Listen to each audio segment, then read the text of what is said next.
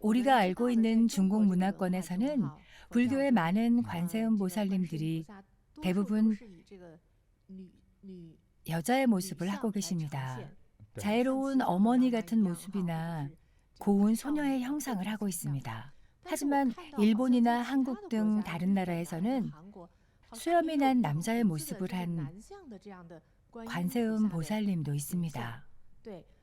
지금 화면에서 보시는 것처럼 스승님의 왼쪽에 모셔진 보살님 상을 보고 한 온라인 시청자께서 저 자비로운 보살님은 누구인지 질문하셨습니다. 관세음 보살님이죠. 그래서 드리는 질문인데요. 관세음 보살님은 어째서 때로는 남자, 때로는 여자로 나타나시는 건가요? 또 대부분은 여자의 모습으로 표현되는데요. 어떤 이치가 있는 걸까요? 보살님의 100가지 모습 중 하나입니다. 보살님의 화신은 수없이 많습니다. 어떤 분은 여보살님의 모습으로 가르침을 주실 때 더 좋아하고 더 잘 듣습니다. 그렇지 않은 분도 있죠.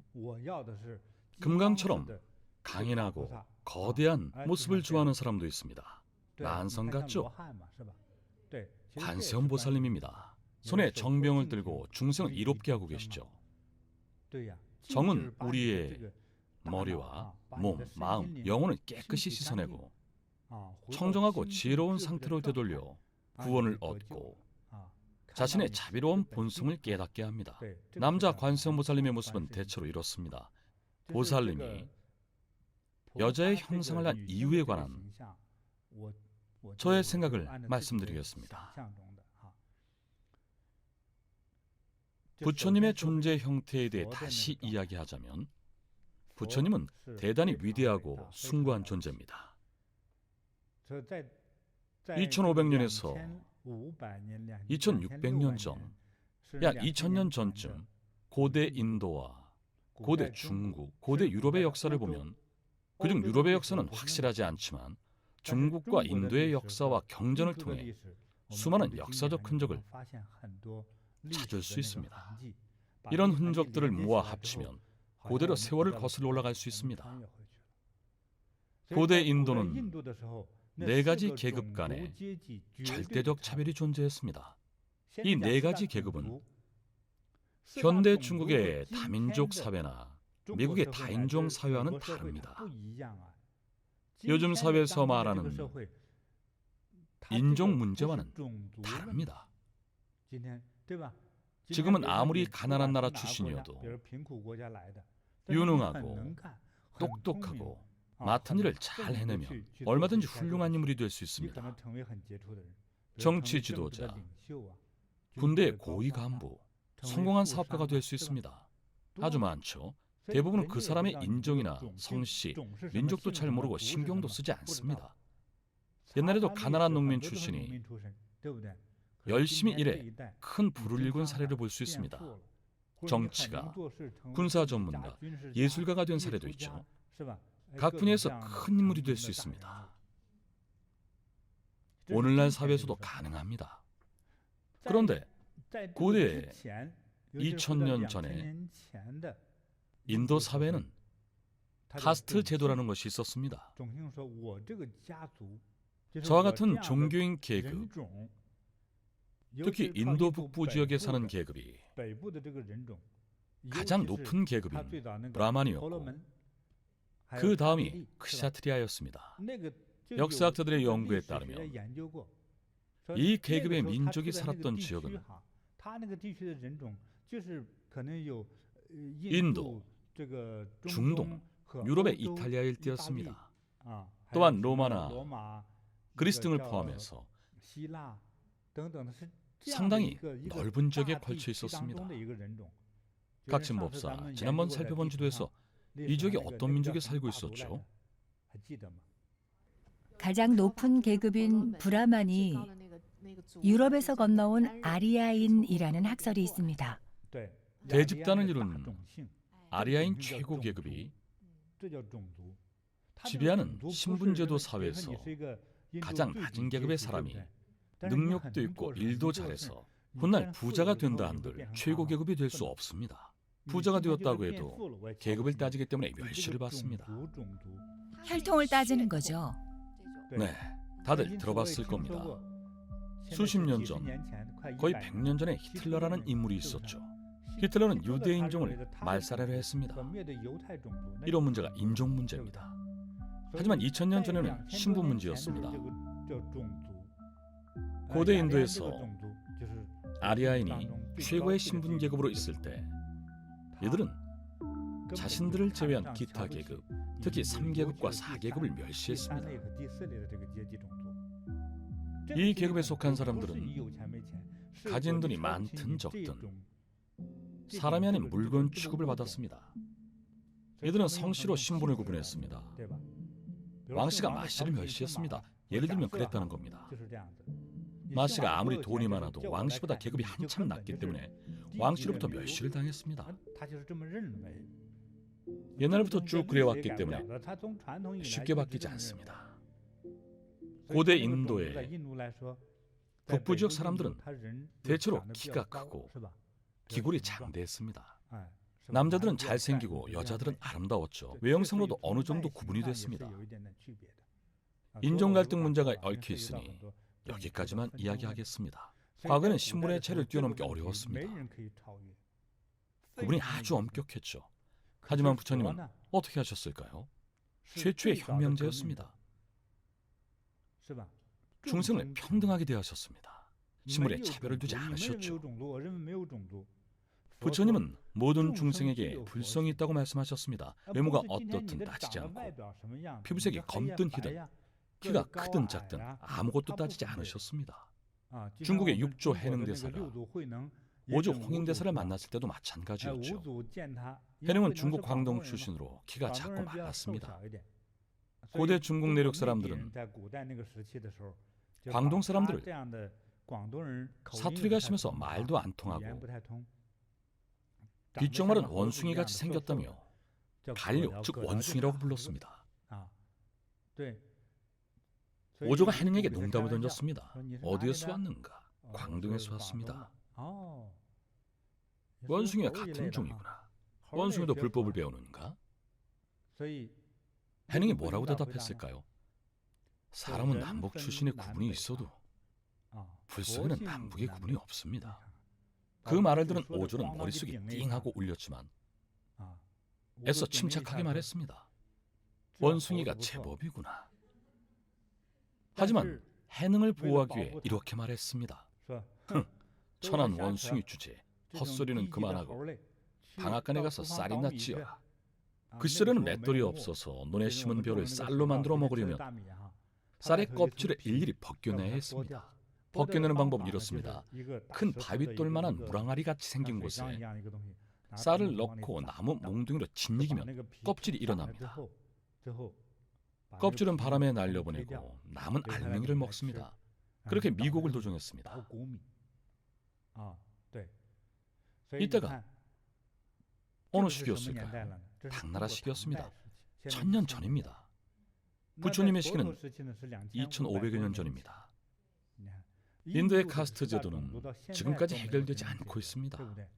인도가 영국의 지배를 받으면서 인권 문제가 강조되던 시기에도 사라지지 않았죠. 아직까지도 해결되지 않고 있습니다. 부처님은 최초로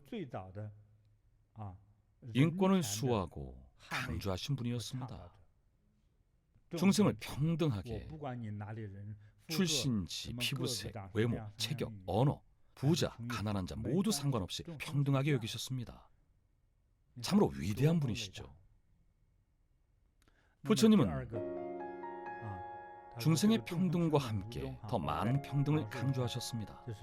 중생의 평등, 계급의 평등, 남녀의 평등, 즉 성별의 평등, 지혜의 평등까지 발견하고 실천하셨습니다. 예전에 들려드린 부처님 일화를 보면 부처님은 고관 대작들도 많이 거두셨지만 누가 어떤 일을 하든 예컨대 인분을 치우든 남의 머리를 깎든 남의 발을 손질하든 옷감을 짜든 농사를 짓든 모두 똑같이 거두셨고 모든 제자들을 공평하게 가르치셨습니다. 식문과 계급의 개념이 매우 강하던 시기였으니 평범한 사람은 상상도 못할 일이었죠. 그만큼 위대하셨습니다. 고대 인도는 물론이고 중국에서도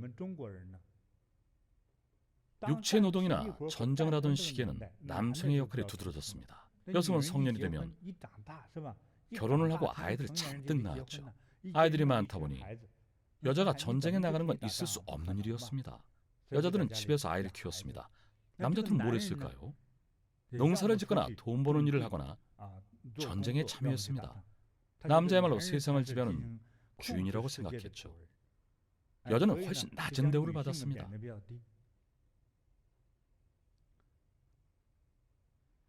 하지만 보살의 개념은 이런 관념조차 깨뜨렸습니다. 제가 앞서 소개해드렸던 부처님의 초창기 설법 일화 중에서 꼭 기억해야 할 것이 있습니다. 당시 출가한 여성 수행자들은 출가한 남성 수행자들을 극진히 모시고 절을 올리며 공경해야 했습니다. 불교의 여성 출가인들은 남성 출가인들을 만나며 공선이 대하고 절까지 올렸습니다. 불교에서도 초기부터 말기까지 이런 계율이 혼합되어 존재해 왔습니다. 다들 뭐가 옳고 그른지 몰랐습니다. 하지만 부처님은 경전에서 명확히 말씀하셨습니다. 방금 불성에는 남북의 구분이 없다고 말씀드렸습니다. 그렇다면 불성에 남녀의 구분은 있을까요? 없습니다. 여성은 체력적으로 조금 약할 뿐입니다. 여성은 온 힘을 자녀 양육에 집중하니까요. 아이를 낳고 기르려면 엄청난 기력과 인내력, 자비심이 있어야 합니다. 불교의 후기 시대에 보살, 여성 보살상 형태의 등장은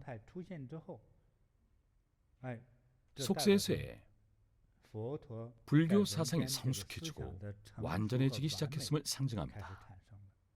그리고 새롭게 발견합니다. 원래부터 지혜에는 남자와 여자의 성별 구분이 없으며 깨달음에 있어서 똑같은 불법을 들어도 여성들이 더 빨리 깨닫고 이해한다는 점을 발견합니다. 여성들의 예민함 때문이죠. 남성들은 육체 노동과 서로 싸우고 죽이는 전쟁과 농사에 특화됐습니다. 깨달음이나 지혜를 얻는 것은 성별과 아무런 관련이 없습니다. 오늘날 많은 엘리트들 중에서 시간이 점점 흐를수록 여성의 성공 비율이 높아지고 있습니다. 중국에는 여성 기업가들이 얼마나 많습니까? 1949년 건국 이전에 몇 명이었는지 찾아보세요. 전국에 100명도 안 됐습니다. 지금은 한 도시에서만 여성 기업가가 몇 명입니까? 상업지구 한 곳만 해도 100명이 넘습니다. 갈수록 더 많아지고 있죠. 요즘은 아내가 밖에서 돈을 벌고 남편이 집안 살림을 하는 경우도 많습니다. 중국에는 이미 흔한 현상이죠. 지금이야 남자 가정주부가 많지만 과거에는 불가능했습니다. 지금은 사람들의 생활 방식이 달라졌습니다. 예전처럼 아이를 많이 낳지 않으니 여성들이 가사와 시간에서 해방되고 능력만 있으면 사업을 일구고 성공을 이룰 수 있게 됐습니다. 그렇게 성공한 여성들의 사례가 일일이 열거할 수 없을 만큼 많습니다. 여왕이나 여성 대통령은 또 어떤가요? 영국은 여왕이 오랫동안 재위 중이죠. 중간에 바뀐 적이 없습니다. 여왕도 여성 아닙니까? 여왕의 소녀가 여왕을 꼭 닮았답니다. 거의 여왕의 축소판이라고 하더군요. 어쨌든 지혜의 유무는 성별의 구분이 없습니다. 뿐만 아니라 깨달음의 세계나 정신적 세계도 성별과는 무관합니다. 또한 깨달음에는 출가 수행과 재가 수행의 구분이 없습니다. 불성이 평등한 까닭에 중생을 보는 데 있어 차별이 없다. 열반경 중에서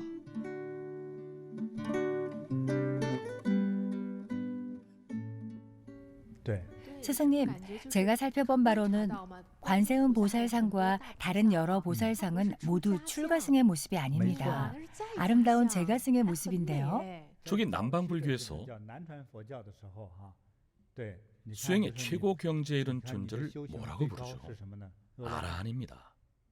공덕과 복덕을 쌓고 보시를 행하면 도리천이든 타화천이든 모두 이룰 수 있습니다. 전혀 다른 존재가 됩니다. 그때는 성취를 이루거나 수행하는 사람은 삭발을 하고 승려가 되어야만 깨달음을 얻을 수 있었습니다. 초기 불교는 일불이시자라 해서 시중을 두는 두 남제자가 있었는데 바로 아난과 가섭입니다. 한 분은 젊고 한 분은 연장자였죠. 하지만 후기의 불교는 일불이보살 개념이 등장합니다. 한 명의 부처님과 두 명의 보살로 구성된 형태의 이 개념은 불설 아미타경에 묘사된 구성 형태에서 비롯됐습니다. 부처님이 속세에서 불법과 이치를 닦은 뒤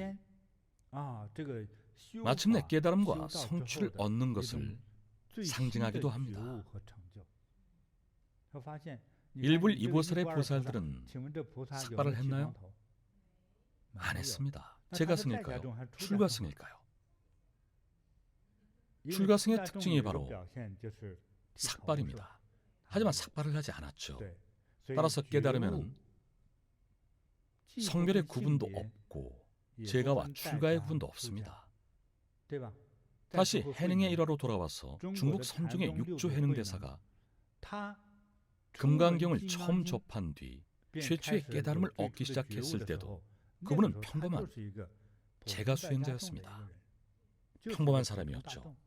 글 공부를 한 적도 없는데 깨달음을 얻었습니다. 삭발과 관련이 있을까요? 전혀 없습니다. 불교 문화의 이러한 모든 변화는 석가모니 부처님이 인간 세상에 터를 마련하고 중생을 교화하는 과정에서 법칙과 경험을 정리하신 덕분입니다. 초기에는 제도적으로 중생을 교화하고 제자를 모집할 때 정식 제자는 삭발을 해야 했습니다. 후기에 이르러서야 여성들이 남성들보다 더 낫다는 것을 알게 됐습니다. 딱히 수행을 하지 않아도 여성들이 더 뛰어났습니다. 왜 이런 차이가 생겼을까요? 아주 간단합니다. 부처님이 그 여성의 전생을 보니 이미 전생에서 7, 800거, 즉 800억 년을 수행했던 겁니다. 그래서 이 생에서 성불하는 아름다운 삶을 살게 된 겁니다. 꼭 출가 수행을 안 했어도 이미 원만한 상태였던 겁니다. 당시 부처님을 찾아온 몇몇 수행자들은 삭발은 했지만 지켜야 할 계율을 지키지 않고 수행에 정진하지 않았습니다. 중생제도를 하라고 하면 시간이 없다고 하거나 심지어 그럴 마음조차 없었습니다. 반면 어떤 사람들은 부처님 말씀을 그대로 따릅니다. 깨달은 불법의 경지는 부처님이 말씀하시지 않은 것도 이미 실천하고 있는 정도였죠. 그 이유가 무엇일까요? 전생에서 훌륭히 수행해서 해근이 깊기 때문입니다. 불법은 하나를 이해하며 열을 깨우치며 승화하고 부처님의 가르침과 뜻을 제대로 이해할 수 있습니다. 그리고 여성의 모습을 한 보살 형상 중에 젊은 여성의 형상은 흔치 않습니다. 오늘날 중국 사찰에서 불상을 조각하는 사람들은 과거에 불상이 어떤 모습이었는지 잘 모릅니다. 제 지인 중 한 분이 중국에서 불상을 조각했는데 늘 자신의 부인을 모델로 삼았습니다. 부인이 젊었을 때 날씬한 소녀의 모습으로 조성했죠. 그런데 조각해놓고 보니 예술적인 관점에서 아름답긴 한데 보살님의 자비로움, 확고한 의지, 너그러움, 지혜, 무한한 법력 같은 특유의 느낌은 전혀 없었습니다. 그저 늘 활기찬 어린 소녀의 모습이었죠. 신성함이나 장엄함은 없었습니다. 그분은 불교를 믿지도 않고 돈벌이로 조각을 하느라 이런 이치를 잘 몰랐습니다. 제가 도와 알려드렸고 조금이나마 이치를 이해하고 그 후 조각을 할 때의 감각은 전보다 훨씬 나아졌습니다. 젊은 여성과 중년의 여인은 왜 다를까요? 중년의 여인이 어머니라면 자식을 아끼고 사랑할 줄 압니다. 자식을 보호하고 가르치는 법을 압니다. 어머니로서 책임감도 있기 때문에 위대하고 신성한 사명감을 갖고 있습니다. 따라서 중년 여성의 모습을 한 보살상은 위대하고 자비로운 어머니를 상징합니다. 이처럼 여성 보살상의 형상은 자비로운 어머니의 형상을 상징합니다. 자비로운 어머니의 모습이라는 것을 잘 기억해 두세요. 어머니는 자식에 대한 모성애 외에도 다양한 능력들을 갖고 있습니다. 어떤 능력들이 있는지 한번 말해볼까요? 너그러이 포용하고 고생을 감내하며 심지어 고생을 기꺼이 감수합니다. 어머니들은 늘 어떤 음식을 싫어한다고 말씀하십니다. 형편이 어려운 집에 달걀이나 고기가 나오면 어머니들은 그걸 싫어하신다며 전부 자식에게 주십니다. 맛있는 음식을 자식들에게 주기 위해 맛있는 음식이 생기면 그 음식을 싫어한다고 말씀하시죠. 사실은 싫어하지 않습니다. 형편이 넉넉치 않으니 맛있는 것을 자식들에게 양보하는 겁니다. 어머니는 절대적인 인내력과 고생을 참고 견디는 희생 정신으로 자식들을 보살핍니다. 때로 어린 자녀들을 키우며 성격이 드세지는 어머니도 있습니다. 호랑이 엄마라고도 부르죠. 자식을 보호하기 위해 드세지는 겁니다. 처녀 쪽에는 세상에 무서운 것이 많았지만 자식이 생기고 나서는 세상에 무서울 것이 없습니다. 자식을 지키기 위해서라면 어미 호랑이처럼 용감히 나섭니다. 그러니 다들 명심하십시오. 자식을 안고 있는 어머니는 호랑이보다도 무섭습니다. 절대 건드리지 마십시오. 모성애로부터 비롯된 용기입니다. 자식이 있는 어머니가 가장 용감합니다. 자식이 생기면 무한한 담력과 법력이 생깁니다. 관세음보살의 천수천안이 바로 자애로운 어머니를 나타냅니다. 자식을 위해서라면 뭐든 다 하겠다는 모습입니다. 그래야만 자애로운 어머니가 되어 자식들을 잘 키울 수 있습니다. 자식을 키우려면 요리도 하게 되겠죠. 요리할 줄 모르는 어머니는 없습니다. 자식들은 나중에 어느 정도 크고 나서도 어머니가 해준 요리를 제일 그리워합니다. 어렸을 때 처음 먹은 요리들은 다 어머니가 해주신 것들이니까요. 어머니의 손맛을 제일 좋아하죠.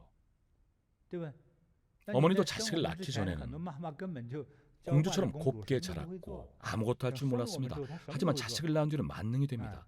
그렇게 될 수밖에 없는 겁니다. 이처럼 어머니의 위대한 사랑은 많은 능력과 용기, 지혜, 포용력, 넓은 마음, 무한한 감내력으로 가득합니다. 자식이 말을 잘 들으면 당연히 예뻐합니다. 말을 안 듣는 자식은 결국 포기하지 않고 더 걱정합니다. 집안에 속썩이는 형제자매가 있으면 어머니는 걱정이 마를 날이 없습니다. 아들이 장성에 머리가 희끗희끗해져도 어머니 눈에는 늘 어린 자식입니다. 전화를 할 때면 오늘은 좀 어떠니? 집에는 잘 들어갔니? 아침에 옷 잘 챙겨 입어라. 틈틈이 간식도 먹으렴. 항상 어린아이처럼 대하며 늘 걱정하십니다. 어머니의 자비로운 사랑은 어머니를 맞는 해결사로 만듭니다.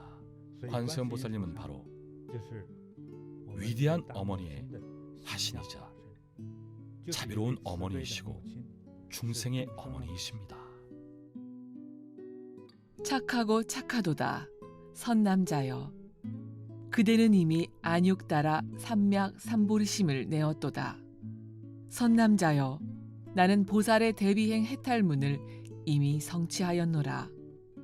선남자여 나는 이 보살의 크게 가엾이 여기는 행의 문으로 모든 중생을 평등하게 교화하여 끊이지 아니하노라. 선남자여 나는 이 크게 가엾이 여기는 행의 문에 머물렀으므로 모든 열애의 처소에 항상 있으며 모든 중생의 앞에 항상 나타나서 보시로서 중생을 거두어 주기도 하고 사랑하는 말로써 이롭게 하는 행으로서 같이 일함으로써 중생을 거두어 주기도 하며 육신을 나투어 중생을 거두어 주기도 하고 가지가지 부사의한 빛과 깨끗한 광명을 나타내어 중생을 거두어 주기도 하며 음성으로서 위로서 법을 말하기도 하고 신통 변화를 나타내기도 하며 그의 마음을 깨닫게 하여 성숙해 하기도 하고 같은 형상으로 변화하여 함께 있으면서 성숙해 하기도 하느니라. 화엄경 중에서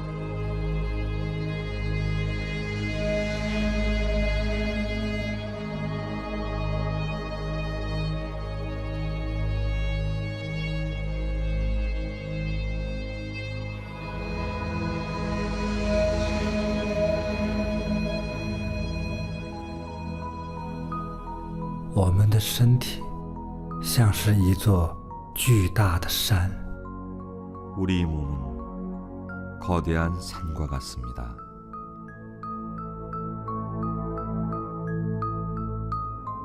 이座巨大的山， 거대한 산과 같습니다.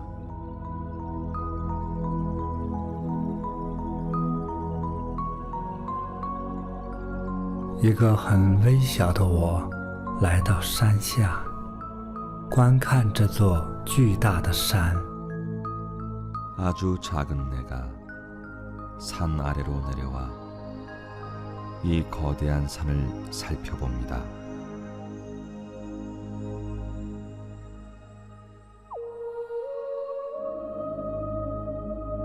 无数个很小很小的我，在一起诵念一段神圣的咒语。 아주 작은 수많은 내가 함께 신성한 다란이를 염송합니다.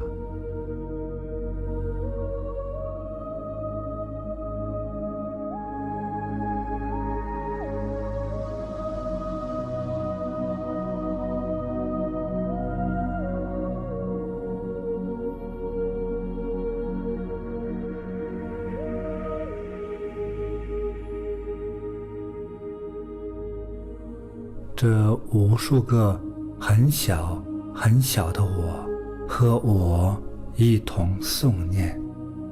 아주 작은 수많은 나는 나와 함께 염송합니다.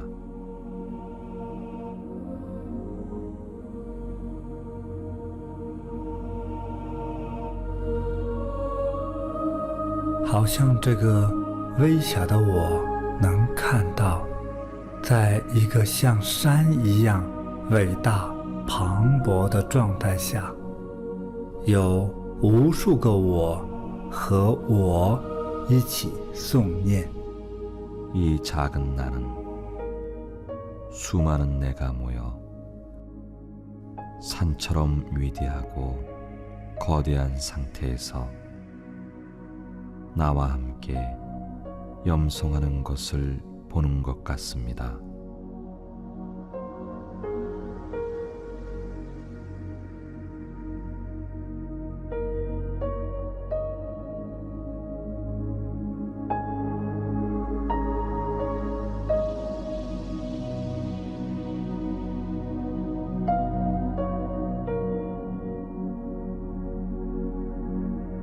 这无数个我都是我的本相，和我本身一模一样。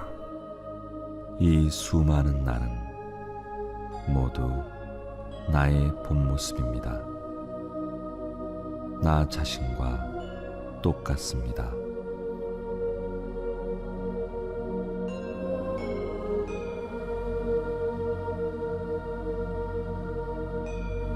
다它们是我身体的每一个细胞变成的，像数不清的星星那样，都是我。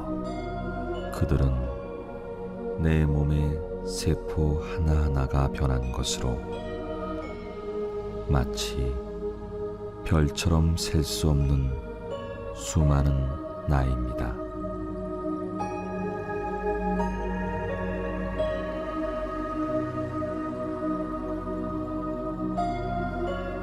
又像一个非常庞大的圆形剧院，每一个座位上都是一个我。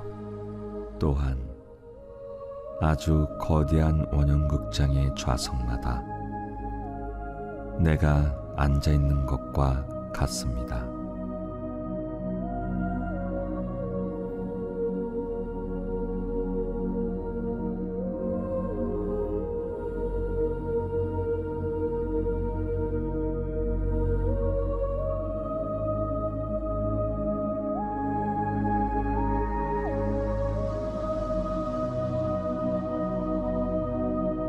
成千上万个我和我在一起诵念这段神圣的咒语。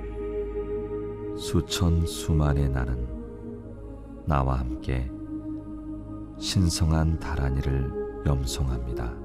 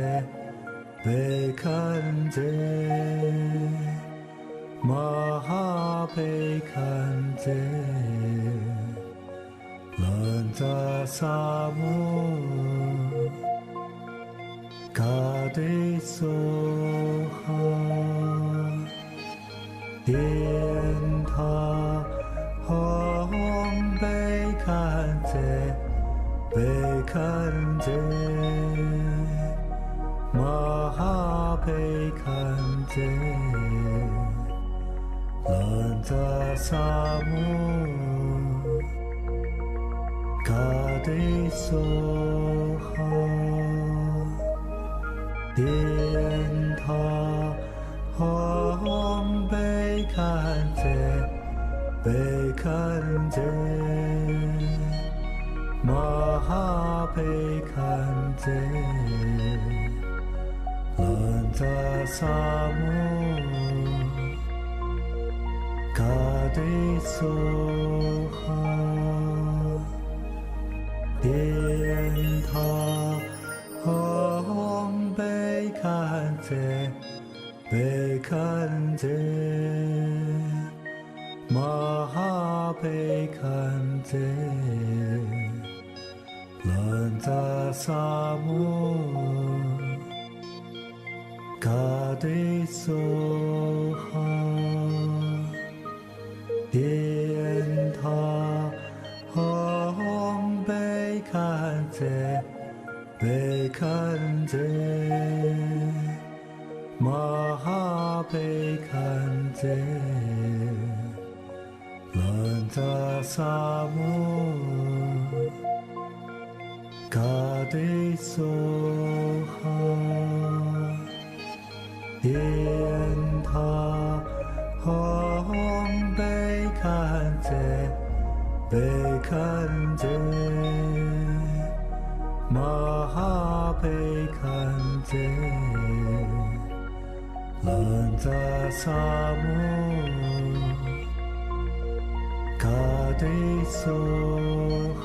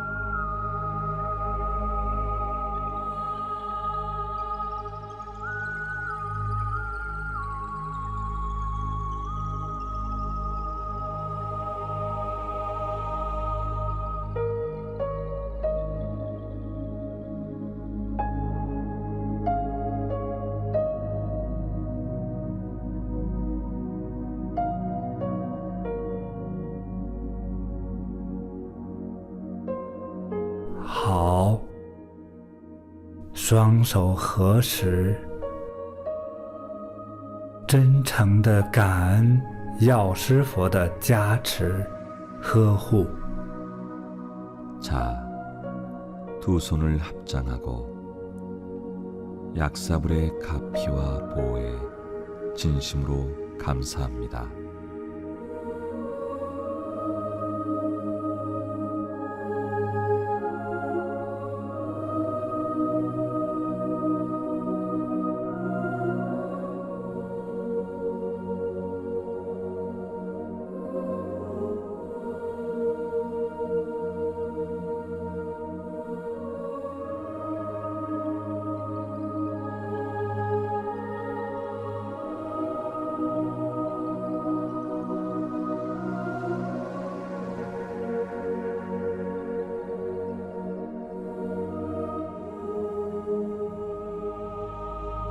搓搓手，轻轻地搓搓脸， 손을 비비고 가볍게 얼굴을 문지릅니다.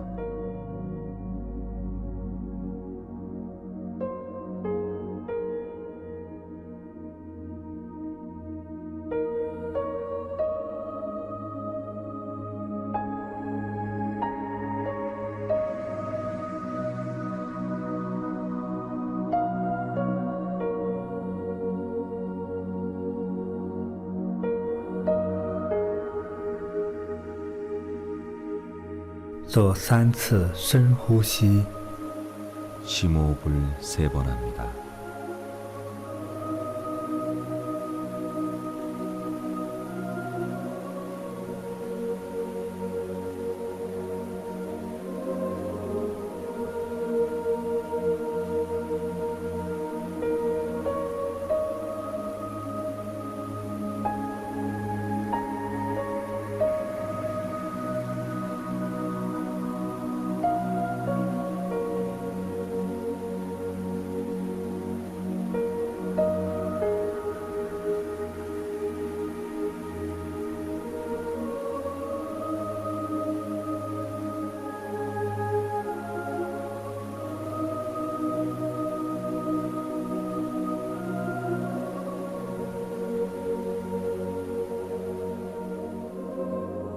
感恩大慈大悲的药师佛， 대자 대비하신 약사 부처님 감사합니다.